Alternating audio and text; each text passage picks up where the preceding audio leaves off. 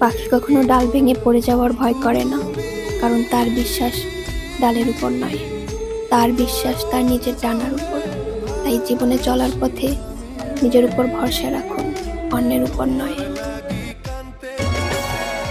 চেয়ে চেয়ে থাকি তোমায় শুধু দেখি, কি আছে তোমার মাঝে, বলো কি আছে তোমার মাঝে। কাছে যদি ডাকো, পাশে যদি রাখো। প্রবাসী জীবন যে করেছে সে বুঝে তার কষ্ট, অসুখী হলেও কর্মজীবন চলে অবিরত। হালাল টাকা কামাই তবু হারাম নয় কি সুত, চোখে তাদের লুকোনো জল, মুখে মিষ্টি হাসি। রেমিটেন্স